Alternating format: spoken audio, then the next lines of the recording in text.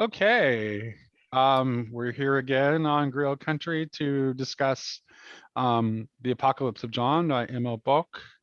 This is going to be our 11th discussion, but it's actually only the 9th chapter because we've had The Woman Clothed with the Sun was a two-parter, and we did a separate discussion on just the introduction and the preface. So this will be on chapter 9, and this is a very dense chapter, so this one might also end up being a two-parter. The title of this chapter is The Vials of Wrath, Anger, and Love. And we have with us today a fourth horse person of the apocalypse, our friend Jed, Right. who you may have seen with increasing frequency on Grill Country. He's becoming quite a regular contributor, and we're very grateful to have his perspective today. Does anyone have any opening remarks to kind of get the ball rolling? Me. Go for it, Shari. I just wanted to read something from Piranesi in conjunction with this chapter. Oh, very good. I thought that would be fun. So in the very first sentence of the chapter, as the apocalypse prepares for the 7 stages of the next cycle, the profound solemnity of the scene continues. Both before the opening of the seals and before the sounding of the trumpets, a majestic pause was observed. But an urgent question was bound up with the silence before the seals and the stormy onrush of the new fundamental force. And it reminded me of these quotes from Piranesi. Last came the tide from the northern halls. It hurled itself up the middle staircase, filling the vestibule with an explosion of glittering ice-white foam. I was drenched and blinded. When I could see again, waters were cascading down the statues. It was then that I realized that I had made a mistake in calculating the volumes of the second and third tides. The towering peak of water swept up to where I crouched. A great hand of water reached out to pluck me from the wall. I flung my arms around the legs of the woman carrying a beehive and prayed to the house to protect me. The waters covered me, and for a moment I was surrounded by a strange silence that comes when the sea sweeps over you and drowns its own sounds. I thought that I was going to die. And then there's another one where he describes the house as having,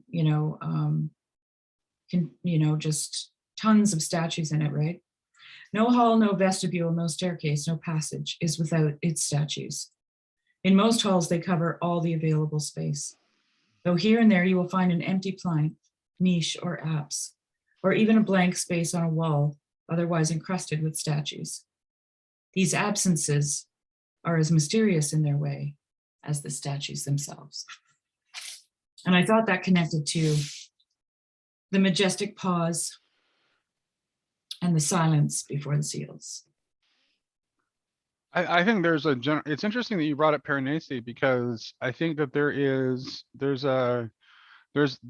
a larger pattern comparison with Piranesi to be made too, because if you look at the way that Piranesi experiences and sees the house as compared to the other, that's what Yes, what Bock is talking about throughout this chapter when he talks about the response to the outpouring of the vials, right? exactly. Yeah. So Yeah. it's like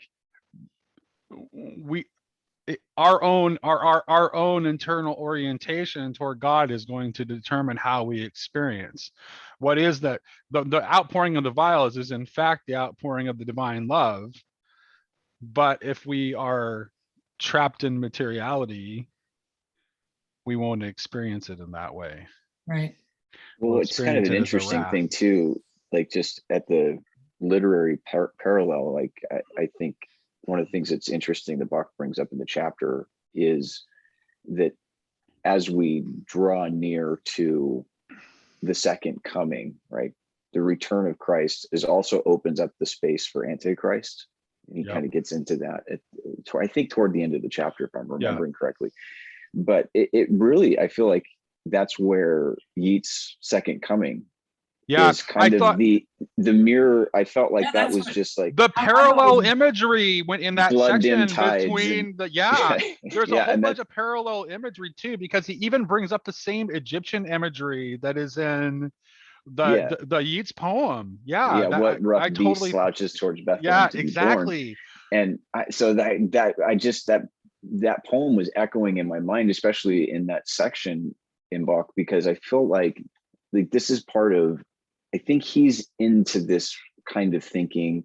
Bulgakov is into this kind of thinking in his work on Revelation as well, is like there's this revelatory force in history that we kind of are caught in and begin to sense what's going there. And so Yeats in Second Coming is obviously not talking about the second coming of Christ. He's talking about the return of something much worse. Right.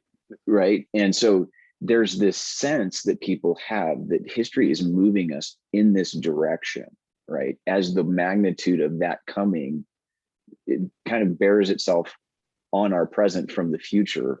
We're also feeling, it's like it's Yeats's gyre structure of, it's like you have two sources of causation into the present of both past and future.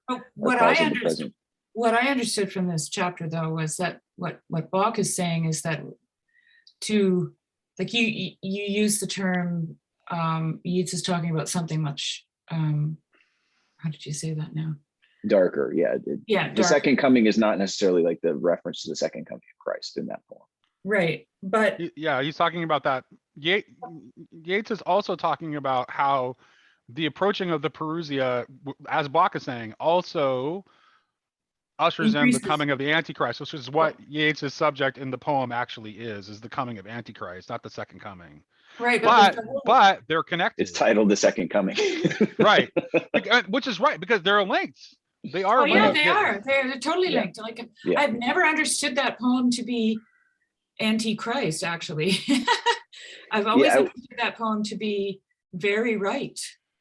Yeah, it is. I mean, I would say it is right, but I think like if you go into like even the secondary literature and like Yeats' discussions on that, like it's his sense of, kind of surveying the landscape, because he's writing that almost in the year or two after World War I was complete. Right. I think he wrote it in 1919 or 1920. Right, and so he's like considering, he's considering the implications of what just happened, of our worship of the machine. Like that's right. And like, and it was the war that Marx had predicted this.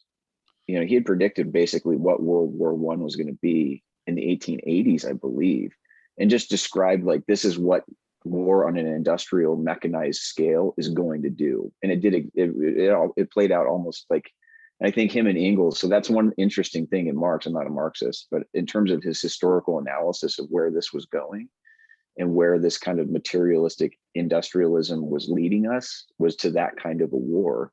Mm-hmm. And then Yeats is writing in the wake of that. Like, I mean, just the sheer devastation of like what's going on in World War I. And he's seeing that like this cycle's not done and it's still going to keep going. Like this is not taking us somewhere bright and cheery, in his mind is like, that's the kind of the rough beast that slouches towards Bethlehem to be born. Which is not Christ. Even if Christ is still also hinted at in the poem, that part is definitely about Antichrist. But the thing is though, Nate, there is no Antichrist without Christ. Mm-hmm. Yeah, absolutely. Yeah, absolutely. Which is exactly what I think Jed and I were both trying to say, is that there's a necessary, and Bach too.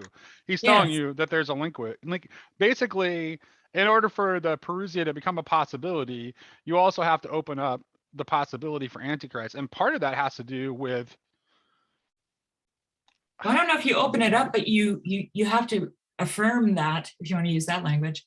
Right, you have to affirm that if you're going to talk about Christ, you are going to end up talking about Antichrist, like that. Those things come together. Well, part of it has to do with our increasing co-creative power, right, and our ability to at the same time misuse it in ever more egregious ways. Yeah, but that's which Michael, Michael definitely should be able to get. Barfield also very much sees that same prospect. But this was why I read this piece here in Piranesi, because it says these absences are as mysterious in their way as the statues themselves, right? Like that is that negative space that we tend not to notice, but without it, there's no contrast, right? So I don't know what I'm trying to say. I think it'll come out if we move through the chapter, because I don't know. The first thing that I wanted to ask you guys was this. So on the, when he talks about the temple opening and the tabernacle of divine self-witness, and then he says the temple is filled with the smoke and incense of the glory and power of God. I see the tabernacle, thanks to Margaret Barker, as a representation of creation, right? And incense has always represented prayers. Mm-hmm. And so all these things are, like, when he says the temple is filled with the smoke of the incense of the glory and power of God, I mean, you could also go so far as to say we are also described as a temple, right? The human body is a temple. And it is full of prayer, right? It's reaching up towards the transcendent in some way of communication. So my question is, and this is equated to the glory of God. And I recently made this observation that I think that the glory of God is our personhood. And I wanted to ask you what you thought of that. Yeah, well, I was. Oh, go ahead, Michael. Yeah. Just very short and succinct. I was reading a poem by William Blake last night in this men's group thing, which was, it's the name of the poem is The Divine Image, and it's making a case that there's something essentially human about God, and well, obviously, if that's our eventual telos is to be joined with him, there's something necessarily human shaped about God and what he is, that we could be joined to him ultimately. And even more so, there's something, I think you're right. There's something about the shape of the cosmos itself, right, that is essentially human. And I don't really understand that, but I'm seeing that pattern play out everywhere. Like it just is confronting me everywhere I look. And with that poem last night. Well, the creator of the cosmos is a human being. We should be able to see, like, I mean, if we want to, it's like a high Christology. Yeah. High Christology demands that we view creation as something that's coming from a human being. From a truly, which is so hard for us to do, right? I would say a truly human being. Yeah, well, I mean, it's the whole paradigm for humanity set forth in, because God forbid it was a human being in the word. Yeah, I mean, but a truly human being, I can say yes to. Yeah, no, that's what I mean. But we need to accept that. I mean, yes and no, Shari, because like we need to understand that is what we're called into, though, at the same time, right? And we can't, I mean, like in some ways when we start like having these lowly opinions, I mean, obviously we need to have humility, but we also don't want to we need to acknowledge what we really are too at the same time. No, I agree. Which is that we are, I was talking about this with Joe from the Discord yesterday, and I was like he was kind of like, I often tend to focus on the relational aspect of God and the relational aspect of the concept of person a lot. Like that's my primary emphasis. And he was like, he was pushing back on me a little bit, because there is, and what he made me see is that if we're going to have an eschatology of epictosis, there has to be something that remains always unmanifest. And if you look at and if you look at our structure, we are relational. That is true. And there's no way that you can understand what you are apart from that relationality. But at the same time, there is something of you that is not reducible to that. There is an irreducibility to you and a self-transcendence to your structure.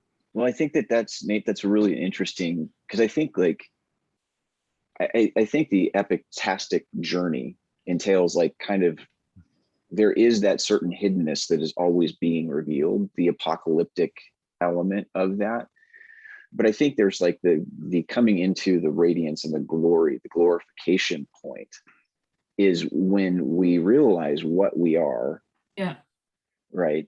Which is the glory self that is at the present moment hidden in Christ, in God, right? But is yet to be revealed. But we begin to understand what that is, and that manifests itself in reality.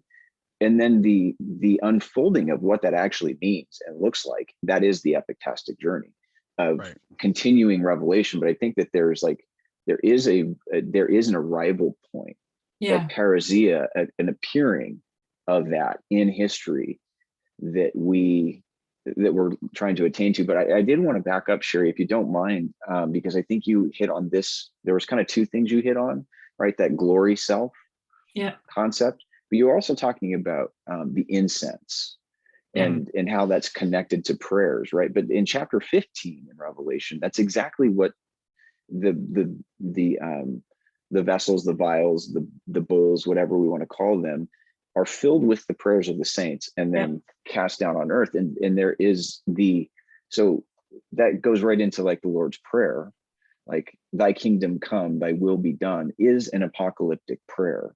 Right. And it is bringing about the very thing as we pray thy kingdom come, and that's poured out back on earth, right? That's experienced in this twofold way, where it is the love of God that is being poured out on the earth. But if you're not in a place, a posture of being that allows you to receive that, is experienced, like Bock says, like as the wrath, however he wants to describe Margaret Barker has an interesting, I don't know if you've heard of it, but she has an interesting take on the wrath of God too. And like what Bock has to say about like wrath and the dynamic of what it is, I think in this chapter specifically is exactly the way we need to look at wrath. Like it's not like some sort of extraneous thing to God, he's angry and therefore pouring out wrath. It's just simply we're encountering the love of God in such a way, Well, I think it's in here that Bob calls it timos, right? That's the word in Greek. Mm-hmm. Yeah, thumos, and it means like an impassioned movement of the soul. Mm-hmm. So the classic example in Greek literature of thumos is Achilles. So, and you can see how people easily fall into thinking of it as simply wrath when Achilles is the example. Is that what is that what is behind the openings? But that's like to give a very shallow analysis of what's going on with Achilles. Well, because with Achilles, that's the question I have for you, Nate, on that, just because I don't remember in the Greek, but when we're opening in the Iliad, like rage, son of Peleus, is that is thymos the word that's behind that? Okay. Yes. Okay. That would make sense. And the reason Achilles is in this state is because of the death of Patroclus. Like that's why he's in this state. Mm-hmm. Like so which makes him like it puts him in an impassioned state where he feels like things need to be set right. Now when a human being does that, they're going to have disastrously violent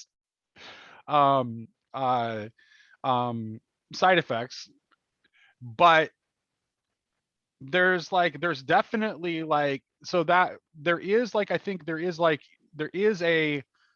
you have to say that there's some setting rightness about whatever's going on with God's vehemence here. It's like, no, like enough of this. Well, it says, this is from page 130, but it says, it describes it as intense and full of warmth, and then uses the term consuming fire, which I mentioned yesterday, right? And of course, George MacDonald is all over that, right? As the love of God. But that which is spiritually, but notice that Bock talks about how that which is spiritually like in the right orientation toward God is like it's fire meeting fire, right? Well, So it's there's not. But that's there's all. Oh, sorry. Go ahead, Jed. well, there's a kind of a metaphor that I think is appropriate to Bach in this. Like he's using the sunlight metaphor in what is it, the third or fourth file, right? Where the sun is darkened, right? I forget which one. Off the Is top that of my later? head. That I don't remember that. It's the fourth. Yeah, but The fourth. he's using this idea of like the sunlight, right? And we can Yeah. even look at just like a planetary metaphor, right? The same sunlight that brings life on Earth destroys it on Mars, right? Because there's something present on this planet that Mars doesn't possess, which is a functional core that gives us the magnetosphere that allows our atmosphere to be protected for life to actually flourish and grow on our planet, right? Mars, so it doesn't appear that the core is as active, so that sunlight is experienced in like deadening radiation, right? And so it's the same sunlight though. It's the same light. There's no difference between what's the light that's hitting Mars and the light that's hitting Earth. It's just experienced differently based on an internal disposition, right? And so I think that metaphor holds in terms of like what Bach's talking about is that love is being poured out on the Earth, right? Yeah, but my question is though, is it like in this case, in the case of the 7 vials of wrath, he actually says here, the 7 angelic priestly figures carry the sacred vessels of the temple out from the innermost holy of holies, ready to shed their contents over humanity. Surely blessing upon blessing must flow from within the temple, but the overflowing gift, what else could issue from within the temple but the overflowing gift of the love of God?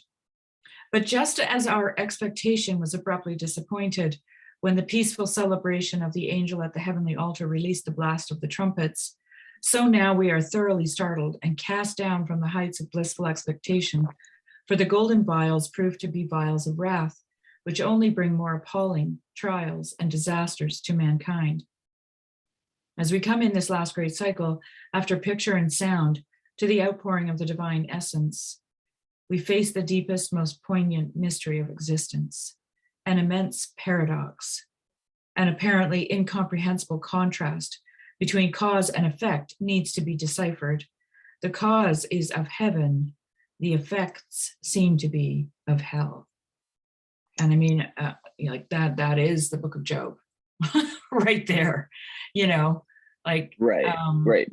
But like, so I'm not sure if certain people are actually exempt from that experience. No, I think but that wasn't what I was saying. Okay. Yeah, the disposition has to do with a receptivity to the divine activity, right? Mm-hmm. And so we're still kind of experiencing the fires of this present age, right? None of us are exempt from that, right? We live in the world and it's trouble. And so we should expect that. But even those things for somebody whose heart is turned toward God in love, those are redemptive as well, right? So the troubles we encounter have the refining effect in our lives.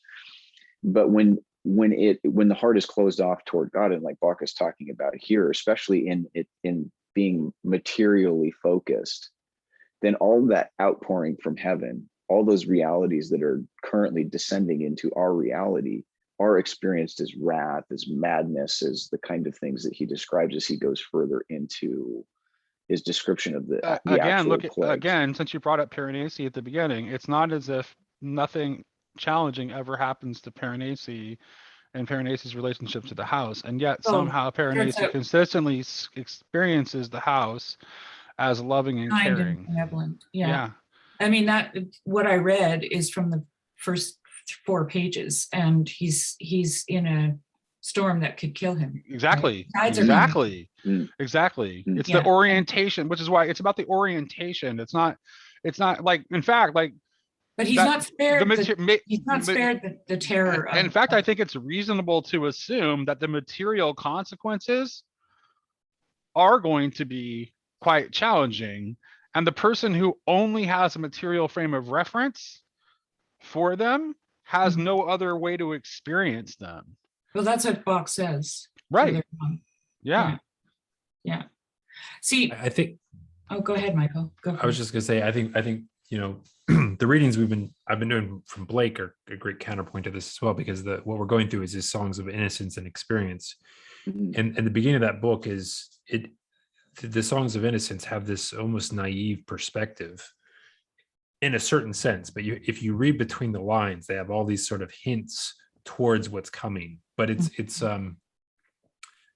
that's something that we've been talking about a lot when we discuss it, is like, okay, like what, because you can look at the Songs of Innocence as this sort of Pollyannish, sort of like naive optimism. But there's another perspective where you can see that it's actually being written by somebody that is also the same person that wrote these Songs of Experience, and which are about these deep pains. But it's like I don't know how to articulate what I'm saying.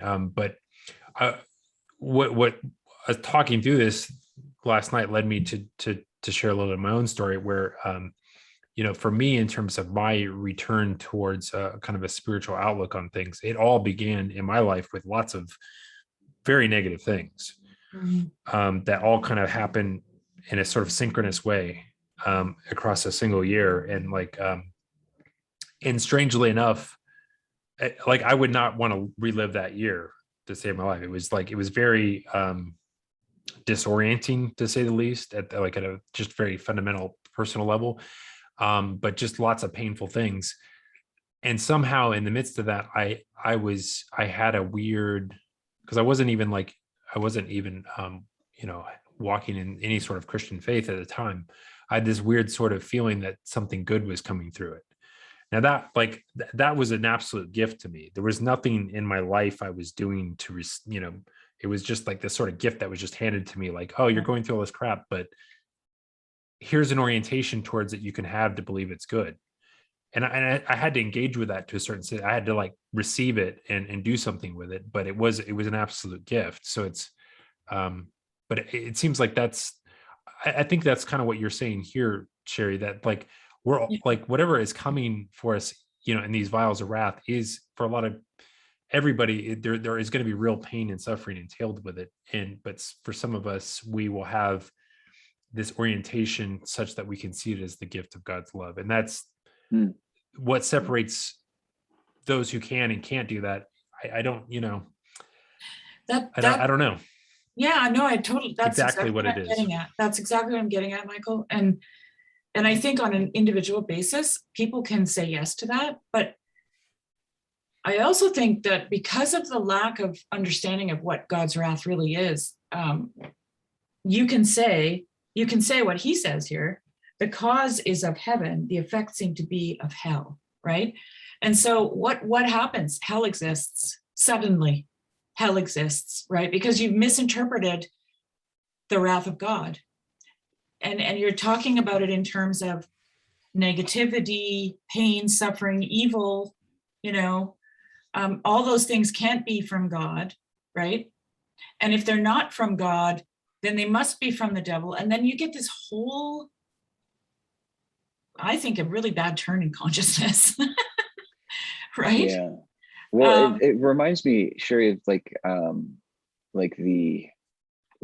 I forget which passage it is with Athanasius on the incarnation, where he describes the cross as a trophy. Yeah. Right.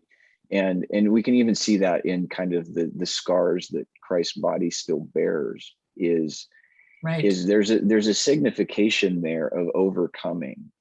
Yes. Like those are precious, you know, and like it, and I think like, and Michael, to your point of like maybe what happens in that year, like I don't think any of us with those kind of like, without knowing what those traumas were, but none of us want to go back and repeat or relive those things, right? They're just because they're really painful to endure.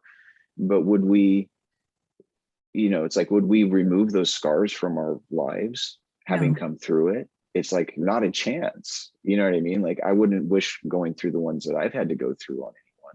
I've certainly, in the ones that were brought on by my own stupidity, I wouldn't want to go back and repeat any of that. But like coming on the other side of it, like what the scars that I now bear, those are trophies, you know, like that's a part of. But there's an interesting point though, like, I'm sorry to interrupt you, but he talks about the threshold here, right? He talks about there's a threshold that invites you in further up and further in, let's call it, but that includes all the pain and suffering. Well, it actually, and and if you get to the, it's death. I mean, yeah, that's, and that's what, what, yes, but that's where that's what pain where and the suffering is. Pain and suffering is death after death after death, right? And so I just want to finish my thought, because he says man cannot cross that threshold. He can't do it because, and it's because he doesn't see, I think, right? I have a note here. Let me see if I can find it. And then I thought, of course, of this wonderful quote by George MacDonald about that too. Well, I think what you're looking for that, Shari, like what that brings to mind is just like some of the backward apocalyptic thinking that especially in evangelical circles we grow up with, right? That God's going to rapture it. There's no way that you're going to suffer through this. God's going to rapture his people out of this. Stay on this side of the threshold, be a good person and everything. Yeah. And it's like, no, you're going to go through all of this. Like that is history. You don't get the eject button. Right. And so like, I think that there's that element of receiving that reality. Like we have to live through that too. Like it's a part of our story as well. He quotes here, Goethe's well, Faust. let me say this, like, not only are we going to live through it, but like, if you're really a Christian, you'd volunteer for it. Yeah, for sure. Because the spirit of Christ is to co-suffer. The last thing you would ask for is to be removed from it. You'd want to be there to suffer alongside suffer alongside the rest of your brothers and sisters. I don't know how much you volunteer for it in reality, but no, I'm just saying, if you, I don't think anyone would. That's what I'm saying. Yeah, that's the if you were that truly, they don't want to cross, if you were truly like Christ, you would though. Well, I just want to read this from Faust. Endless ecstatic fire, glow of the pure desire, pain of the pining breast, rapture of God possessed. Arrows transpierce me, bludgeons so batter me, lightnings so shatter me, that all of mortality's vain unrealities die, and the star above beam but eternal love. And so, where is this now? He says there's, oh yeah, here. Conditions on earth are not ripe for its reception. And this is, he's talking about God's wrath. And thus what is meant as divine love reaches the earth in the form of catastrophe. Conflagrations of cosmic wrath are exactly what men make of the love of God. And if we, and this, you know, like, anyway, I'm going to go on a tangent. If we would understand the signs of the time apocalyptically, we could see, however incredible and paradoxical it may sound, that the love of God is being bestowed on mankind with tremendous power in a quite new fashion. Thus, indeed, it is no wonder that mankind should not immediately be able to accept what is intended for it. The true being of God dwells beyond the threshold. The seventh trumpet leads mankind to this threshold, but blindness and alienation keep mankind on this side of the threshold. And he goes on to call it the generosity of God, like that wrath, okay? And I just wanted to read a little quote from MacDonald. We must not, okay, starts out, poet means maker. We must not forget, however, that between creator and poet lies the one unpassable gulf, which distinguish, far be it from us to say, divides all that is God's from all that is man's. A gulf teeming with infinite revelation, but a gulf over which no man can pass to find out God. The gulf between that which calls and that which is thus called into being, between that which makes in its own image and that which is made in that image. I think MacDonald's actually hitting on the same thing. Yeah, that does sound like very, very similar. Yeah. And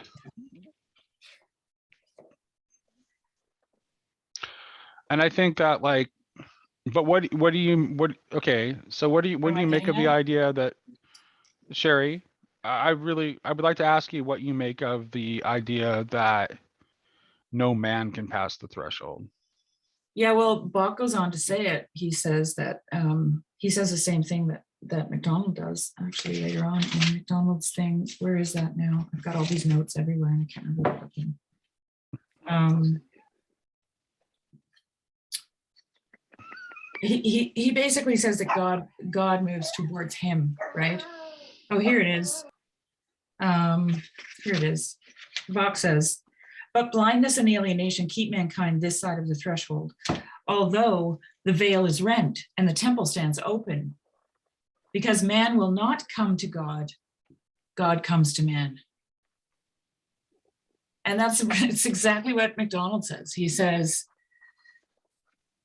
a gulf over which no man can pass to find out God. And I didn't read this part, although God needs not pass over it to find man.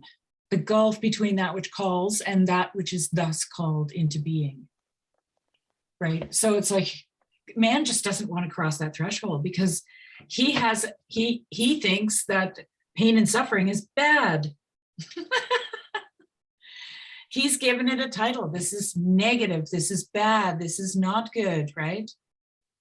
It's like watching a wall of fire move towards you, forest fire, you know? You're like, well, this is not good. I'm not going in there. Well, yeah, I mean, and I guess I'm harping on it because I think that we have to, and Bock mentions it in here too, we have to reevaluate those values. We have to rethink what bad and good is in a sense. And that is what the knowledge of good and evil is. Well, I think too, like he's like at the end of the chapter, like he links that the thing that we can't do is the thing that we have to do, right? Because we have to die. Correct. We have to like learn how to die. And it reminded me, I just pulled off the shelf here, St. John of the Cross, like his one of his poems, "Not living in myself I live," and this is from the second stanza. Is he says, "This life I now live is rather a lack of living. It is a continuous dying.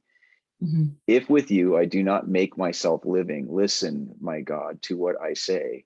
I do not want this life of mine, for I die because I do not die." Mm-hmm. And so this whole beautiful poem. This is like one of his collections. It's really good. My brother got it for me a few years back. But, yeah, that's very much Bulgakov in Sophiology of Death, right there. Right, that chapter. Yeah. It is the impossibility of death that we have to, like, it's the cup that will not pass from us. Well, like, it's also St. Ignatius, right? Well, yeah, it's the same thing.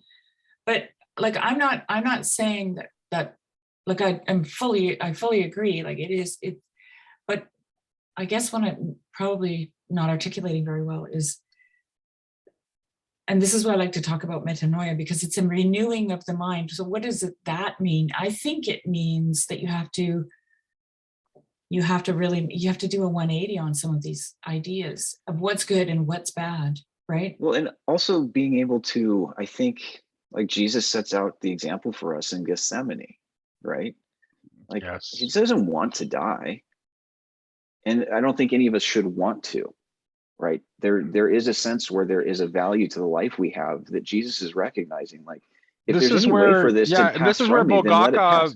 This is where Bulgakov's like distinguishing between dying and death is really interesting too, because it's actually like the dying that we're actually terrified of, because that's where the suffering is.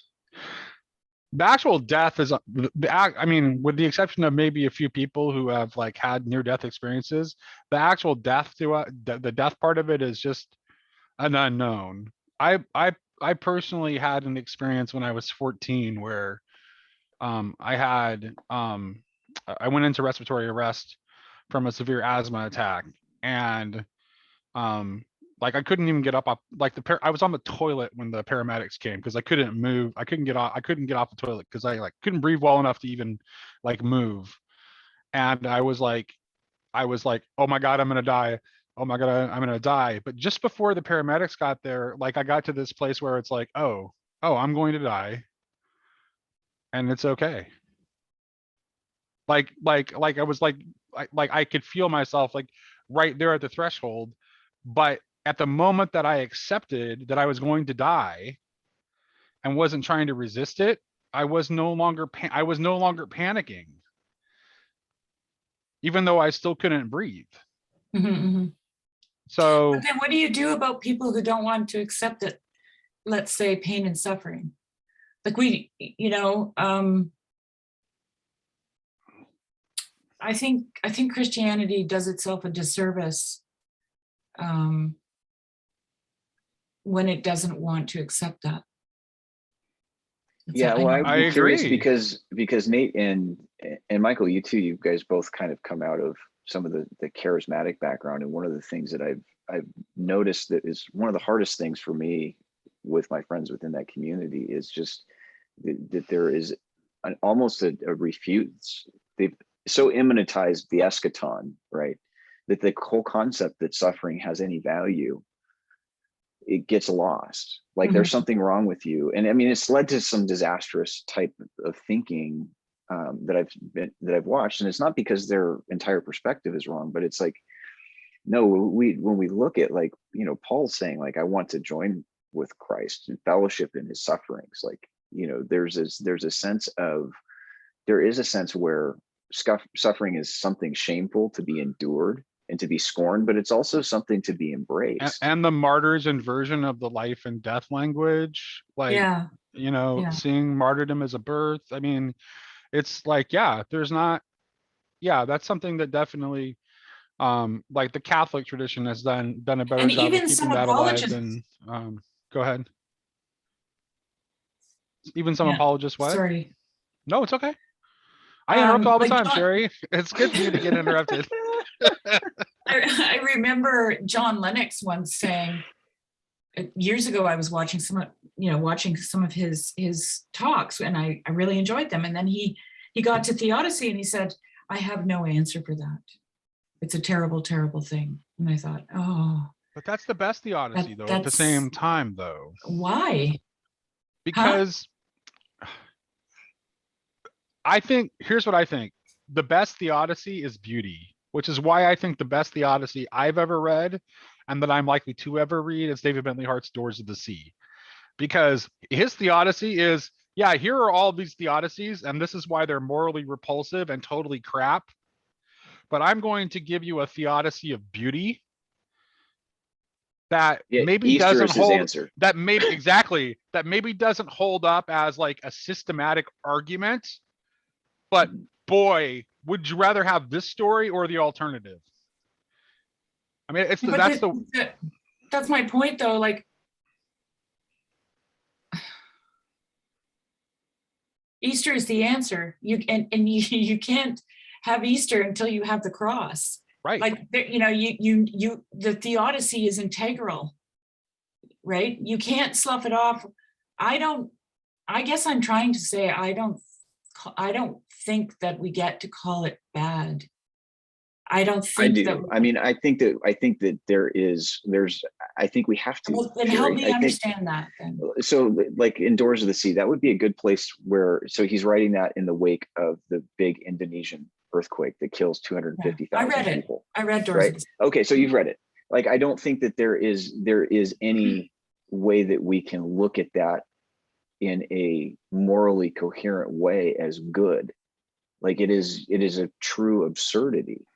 And so to be able to call something, it doesn't mean that there isn't an ultimate resolution. I think the Easter answer is that this gets healed too. Yeah, but okay, but you said you don't think that you can call it good, but I don't think we can call it bad. I think that no, because Christ scorns the shame of the cross. Like, he scorns the evil. He doesn't call the evil good. It is a negative space that the good is manifest in. So it can't ultimately overwhelm the good. That's why I read the portion of Piranesi. Yeah. Yeah, and so I think the it's just like, absences are as mysterious in their way as the statues themselves. and I do get what you're saying. Like, I'm not saying you're Okay. wrong. Like, I don't like, I hope, like, even in my impassioned. No, No. This is really good, you guys. Keep going. I'm Keep not pushing. what I'm trying to say is that, like, to acknowledge the negative space, the possibility of negation, like, we have to do that, of course, and that it does serve a function and a purpose in the overall development and manifestation of God. It serves the greater purpose, according to Bock, though. Right. It's the threshold we don't want to cross. But there is real evil that there is no rational, it's an absurdity. It is irrational. It is a logos. It will get overcome. Right. There's a difference, Shari, between like bearing suffering, which is inevitable nobly, and learning to die well, which are things that I think both Jed and I would affirm, and just say, like, well, there's no problem with suffering. Right. So when I read Doors of the Sea, the first time I read Doors of the Sea, I read that. So my son was born with a very serious heart condition. He's had 2 open heart surgeries. And he was 10 years old when this had happened. Shortly after his second heart surgery, he told me he's got chest pains, right?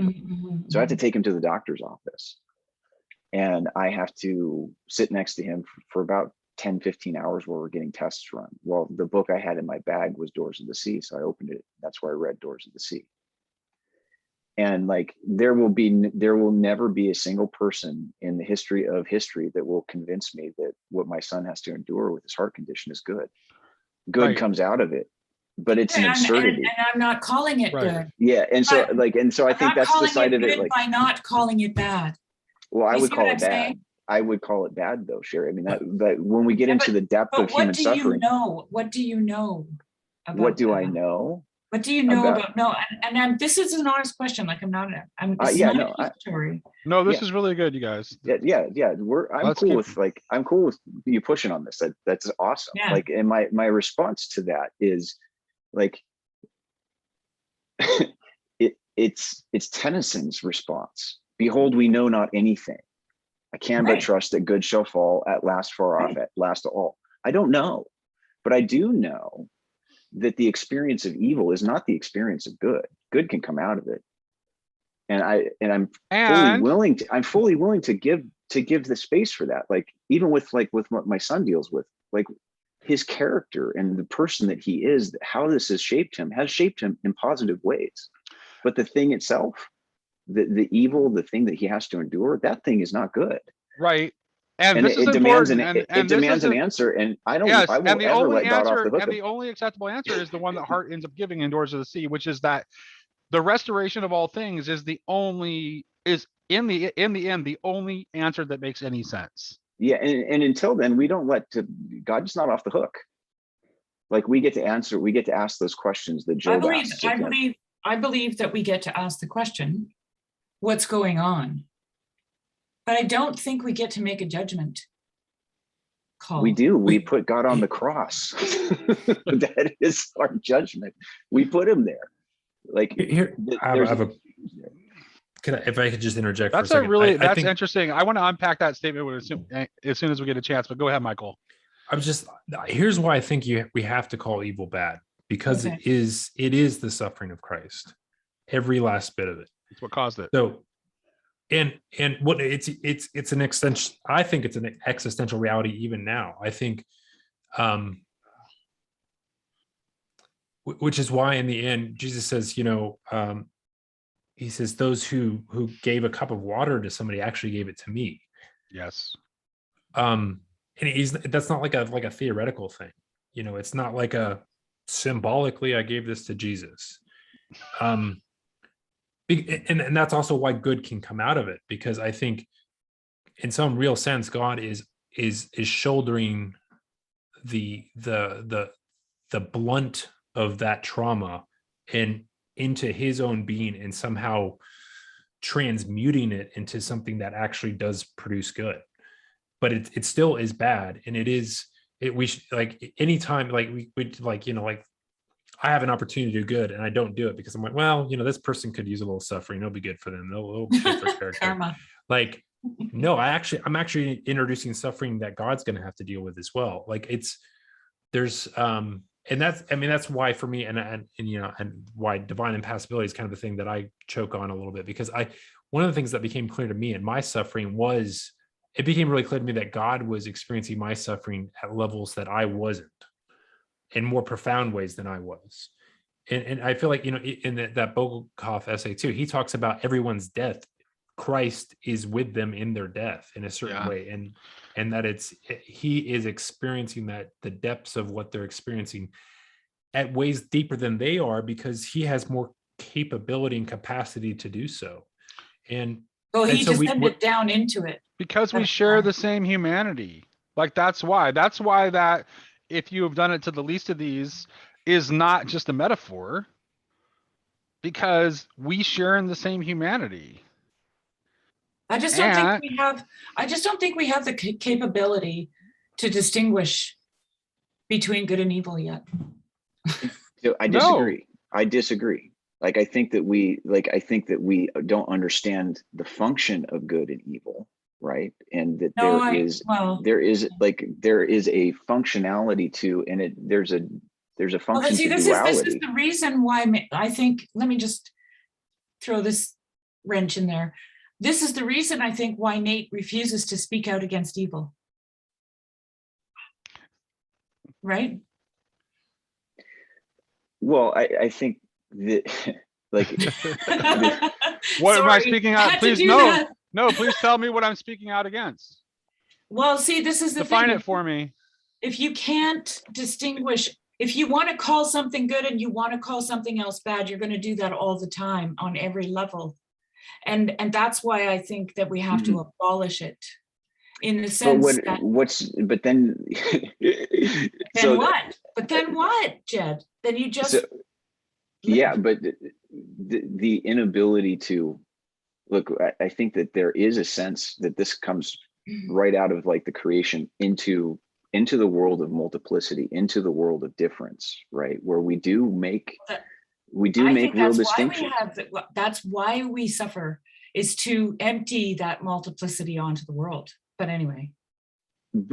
But at the same time, Shari, I mean, like this is where I would push back, and I really appreciate the line of questioning that you're pushing here, because it's important. I really very think important.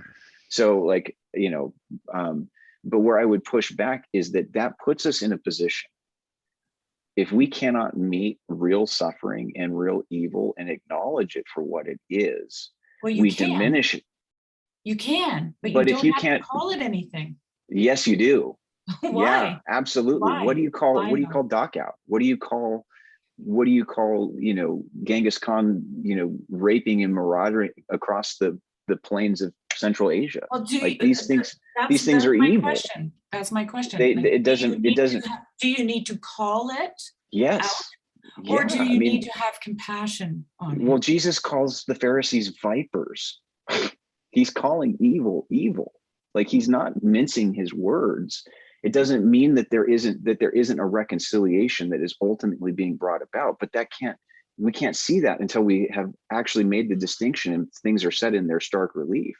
And what has to get healed is the wounds and the trauma that evil brings upon creation. Like, it demands an answer.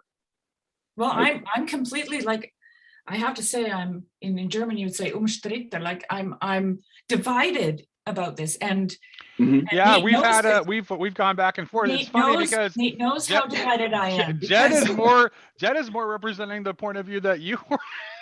I know, and I'm arguing against my own point of view, Jed. I know. He said Shari's arguing for my point of view, because I take resist not evil and love your enemies very deadly seriously.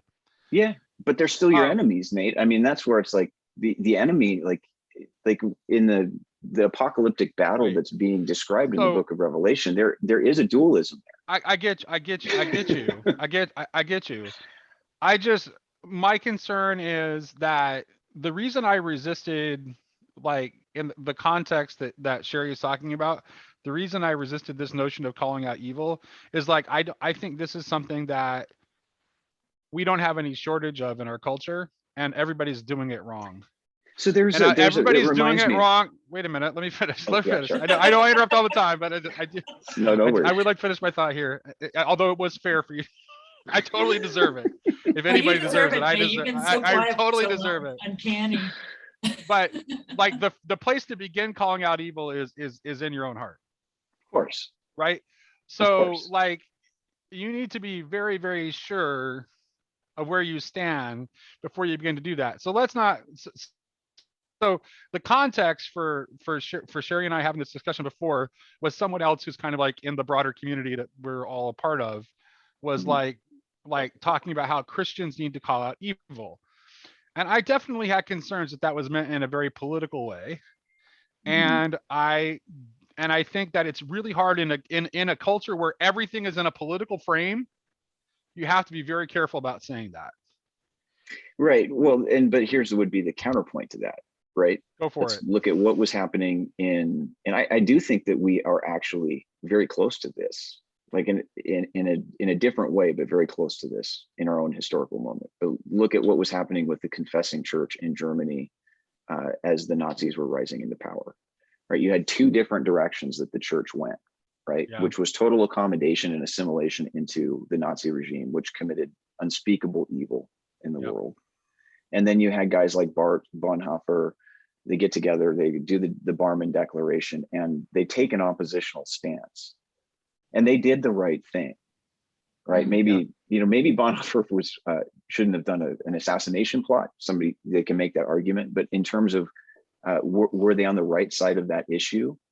The answer is absolutely. And so I think like, and I also, and with Shari, with what you're saying, like there is a sympathy that I have with what, like, I think the reconciling heart that is motivating your perspective here.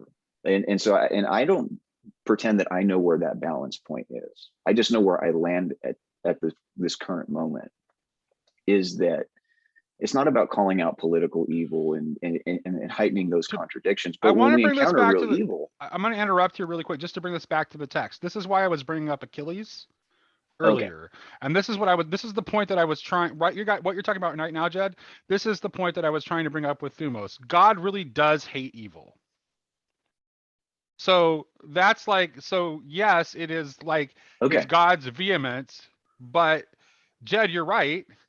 Evil is not good, and God does seek its elimination, and it is his desire to see it ended. Right. And so that purging fire that comes in the form, or it gets experienced as wrath. So like what I look at evil as is there's like identity and difference, right? And they're both at play in the world. So you have this kind of this dialectical thing that's going on. And it can veer toward, like when you get in the realm of difference, or this is not that kind of thing, like that can be good. It can be a good distinction, right? So that like light and darkness, those are good qualities. Like you can't see the night sky without the darkness, right? You can't see the stars without the darkness. So there is a real function that even the negative has. But when the negative gets warped in a moral way that is destructive, is a destructive force in creation, that negation has to get negated again. And so that's the purging fire of love that brings those things into a cohesive and complementary balance. But how is evil destroyed? This is the thing, though. This is why I ultimately side with Shari. Guys, how is evil destroyed? Sorry, I had to go out of my Zoom meeting and now I can't get back in. Sorry. Are you okay? We can hear you. We can hear you. You're still here. We can hear you just fine. I can't see anybody though. Oh, that's weird. We can see you. That's the weird thing. Okay. You'll just have to imagine our faces. I'm leaving. I'm coming back. I'm leaving. Okay. Oh wait, there you are. Hey, okay. Yay. Okay, good, Yay. good. Magic. Glad you found us again. Oh, so yeah, but so what is the mechanism for the destruction of evil? The cross. Exactly. And so how are we to address evil? Not loving our lives even unto death, bearing testimony. And that's right. And I think this is what Shari was trying to point out. Like, and this is like the crux, right? We're into like we're into Job territory here, basically. Yeah, we are. You know, We're totally into Job territory. Yeah, and so it's very difficult, and okay, so and I would like to thank you both. I would like to thank you both. I managed to talk about thumos enough to tie it back to the text slightly, but no, but no, it was a very good discussion, and I'm glad we had it. Yeah, we're still having it. I don't know. We probably are you ending the discussion? No, not at all. Not at all. Totally, we can keep going. We can keep going as long as and it's so still I do productive. think, like, ultimately though, like, yeah, it's overcome at the cross, but you know, in the mode of the spiritual life, right? This is why Paul tells us in Ephesians 6 to take up spiritual armor. The conflict that's described in the book of Revelation is a messianic war, but the mode of witness is cruciform, right? So it does not mean, that's where I would say Bonhoeffer was wrong to try to assassinate Hitler. Right. He was not wrong to oppose Hitler, though. Absolutely right? not. So there's a difference there. Is like, we should not engage in violence and those kinds of things, but there is a time to call evil evil, not so that we can overcome it by force, right? Because Christ does not overcome, he does overcome it by force, but in the most inverted and ironic way, right? He suffers under it all.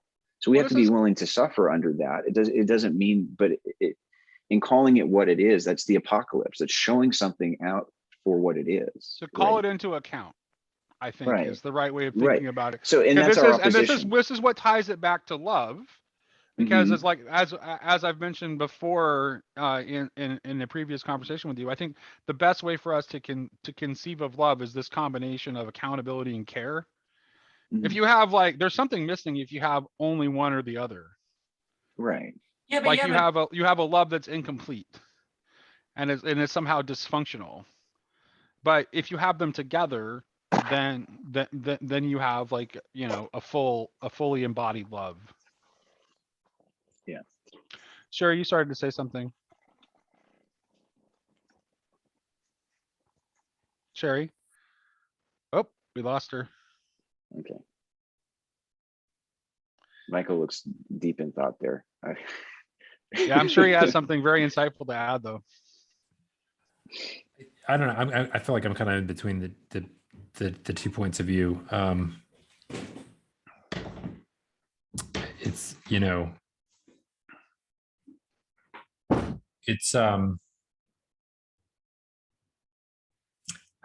think, yeah, we do need to call things out, but there is a certain sense. I think specifically when it relates to your own actions, right? You can't, you know, Peterson makes this point that you can't make a decision to act or not act unless you have some sort of rubric for good versus evil. So you, at least at that level of your own actions, you have to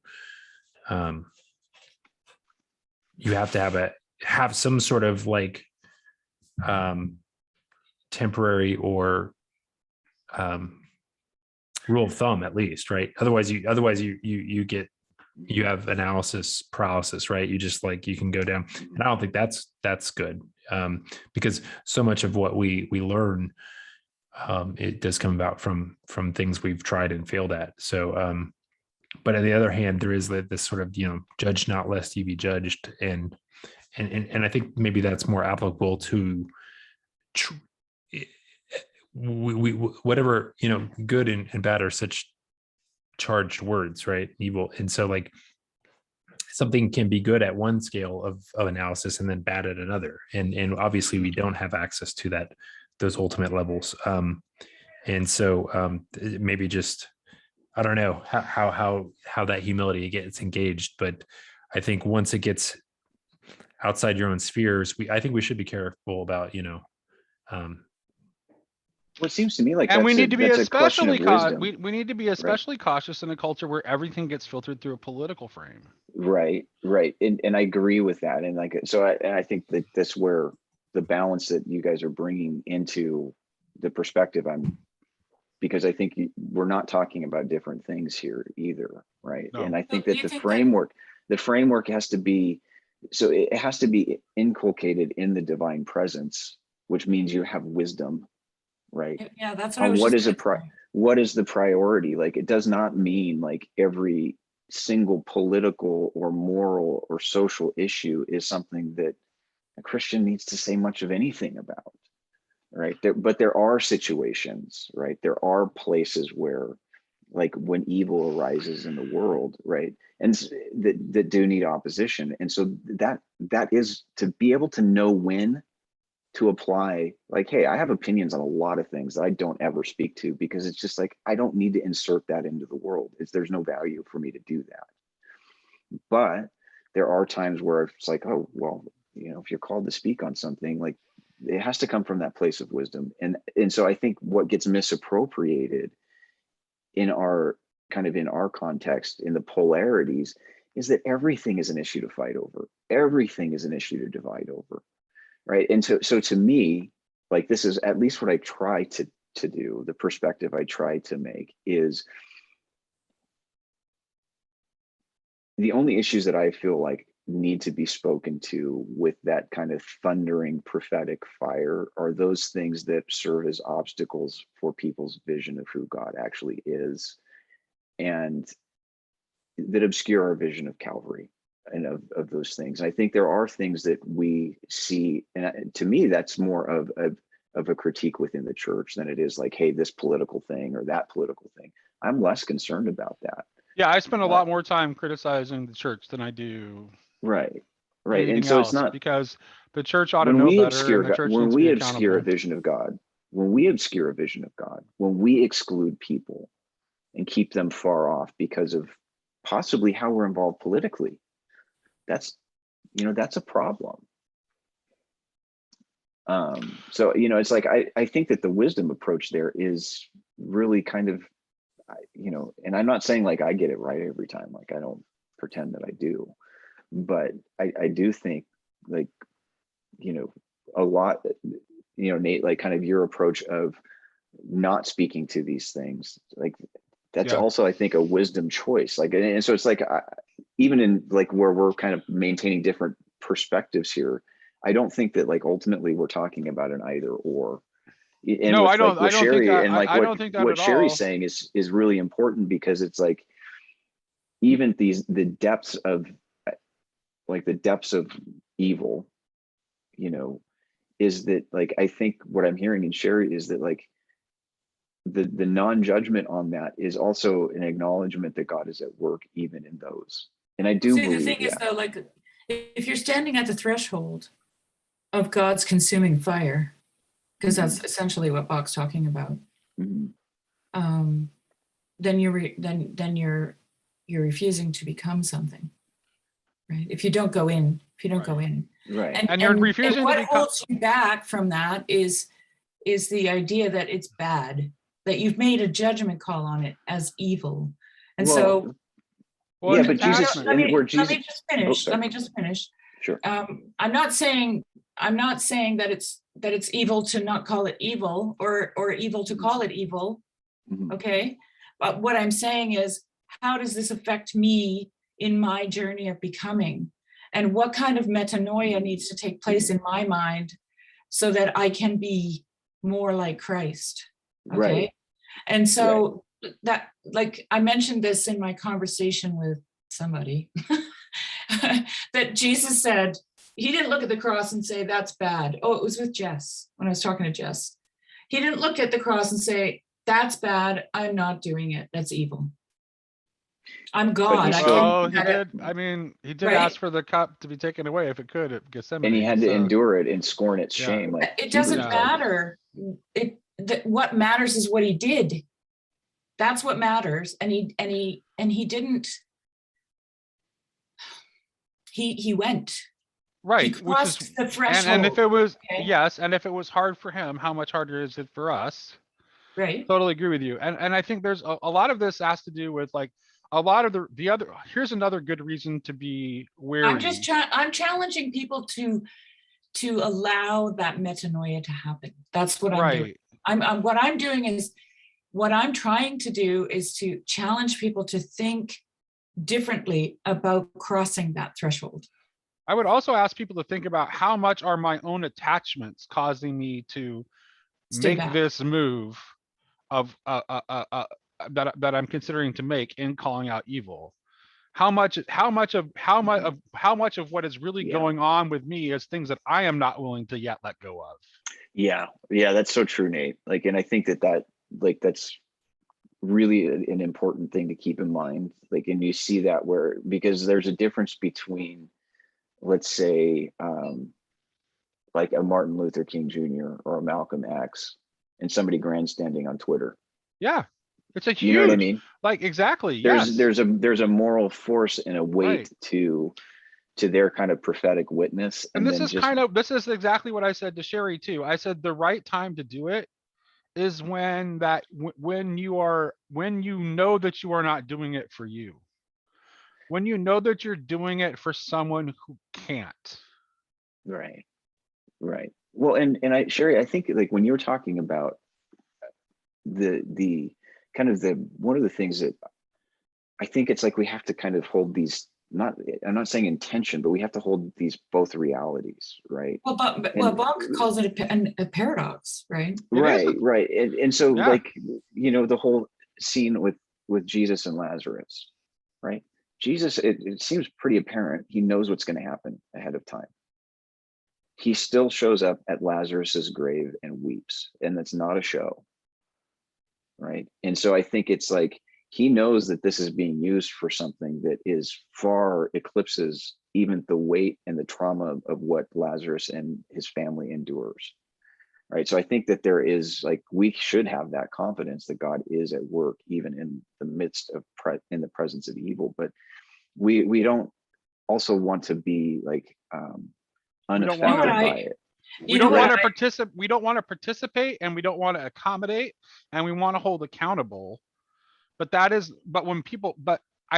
really, the language of calling out in our particular historical moment where call out culture is such a thing, I do not like. Yeah, and I share that with you. I'm totally with you on that. I think it's, but what it makes it harder to do then is to, when that is necessary, right? When it really, when the historical moment. So like I've talked about with Nate, like one of my biggest fears as we move forward in our time in history is the genocidal hatred that is building in our societies. Yes. Mm-hmm. Oh my, right? Yeah. And so that is something that I don't think we're taking seriously enough. And so, and so all the more reason to have caution about calling out evil when we live in an atmosphere of ever-growing dehumanization. Right. And so, but to be able to say like, look, so how we're having these conflicts in our society, this is what this is creating. Yeah, this is right. Yeah. Oh yeah. And we all share to one degree or another, we all share some sort of complicity in this, and we have to get out of that kind of thinking. So in calling that kind of an evil out, like just saying, hey, this rivalrous kind of polarizing, egotistical, almost like libidinous rage that is our societies are being reduced to, right? It's not hard to see where this takes us. We've seen these patterns emerge in history before. This is really dangerous. And so to me, like, that's the kind of stuff that I'm more inclined to say, hey, we got to watch out for that. Right. That thing. I think that's the note. I really think that's dangerous. the note that Jordan Peterson was trying to strike in his prayer that he put out the other day. Yes. Yeah. And it's something that, and he acknowledged his own, failure to live up. I appreciated the fact that he owned up to his own failure to live up to the standard that he was setting in that, because I think that was important. Because we all do. And I'd like to see more things like that and less calling out. Yeah, because call out that actually makes it worse. Yeah. Well, it intensifies the problem. It's finger pointing. Well, and it doesn't, like you said, Shari, it doesn't lead to the repentance, the metanoia, the change. It doesn't change anything. Because if you're calling out, then you're putting yourself above the one that you're calling out. There's no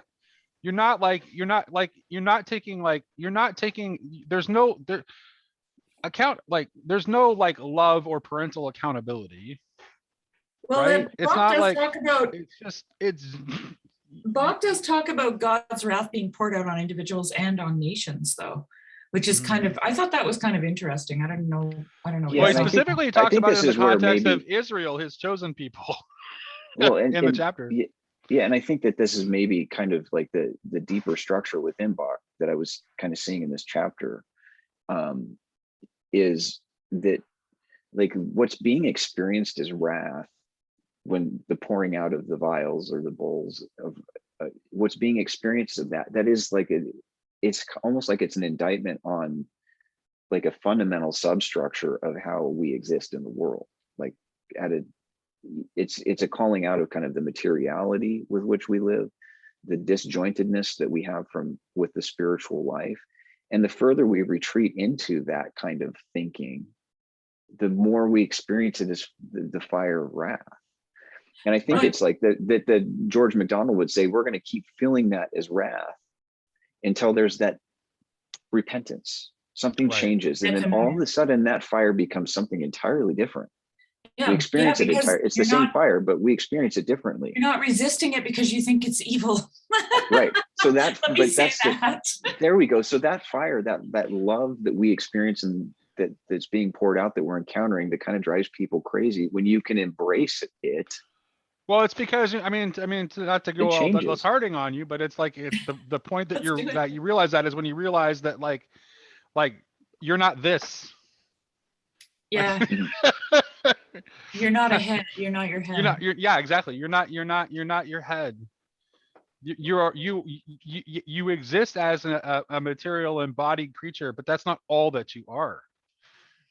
And if you become, it's even the smallest part of what you are. If you become too attached to it, you block your own transformation into more than you are. Well, there's a I guess we're getting close to the end here, I think, but this is where I left off. That's why I said I don't think we're going to make it through this chapter, because we're just scratched the surface. We haven't even talked about the sacraments yet. No, I know. So he says, three-parter, people. I'm telling you right now, this is going to be three-parter.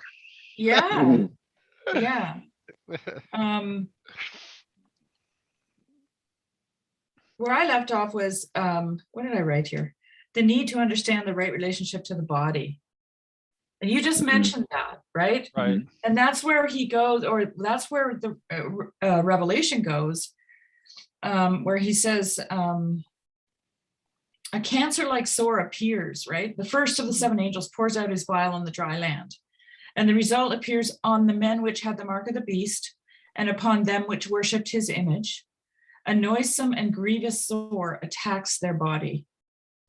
The province of human existence, to which the first vessel refers, is both in its divine intention and in its perversion, the sphere of the material body. Of course, I was all ears when I was reading this. This is shown in the figure of the dry land. A carcinoma, a cancer-like sore, appears, which is, as it were, a concentration of all possible diseases, revealing a fundamentally wrong relationship of man to his body.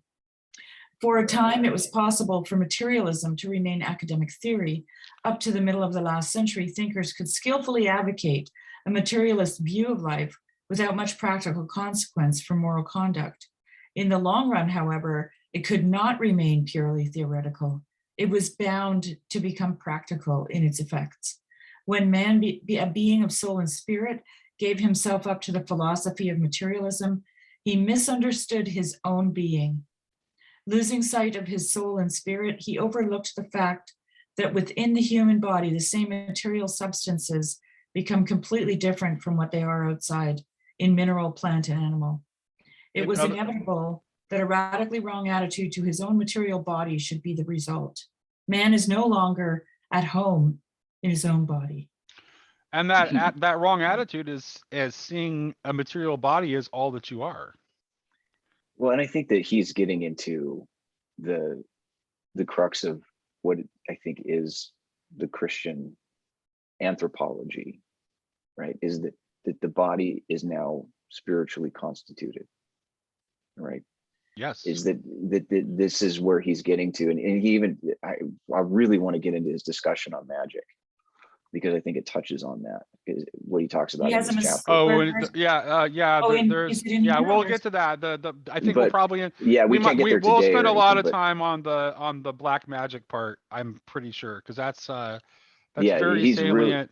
I think that's more salient now than when Bock wrote it. yeah, because I think he's like, we're seeing that dark magic is in some senses like it is our technology, Yes. right? Technocracy. Yes. Right. And so until we can come to, and I think that's what the function of this fire being poured down, the love being poured down, experience this fire, is to burn us out of that place in a sense where it's like there's a certain aspect where until we get this, Well, it's interesting. until we understand this, like we will only experience this phenomenon that we call our human civilizational I story. mean, I can't help but draw a parallel here, guys, okay?